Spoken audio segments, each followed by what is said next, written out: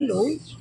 Kasi ang processing fee po namin, binabawas na po yan sa loan amount niyo po. So, bali, ang processing fee po namin is 3% from the loan amount.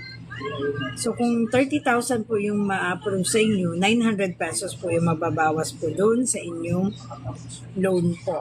Yun po yung ibabawas lang po. Then, yung insurance po, sa insurance po, is yung 11 pesos po.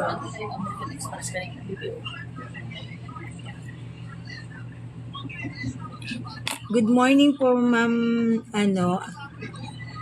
Maurice. Sa requirements po, qualification po namin, ma'am, at least 2 years regular employee po. Sa requirements po, Ma'am Maurice, COE, 1-month payslip, company ID po, proof of billing, ma'am, any proof of billing po, basta doon po kayo nakatira.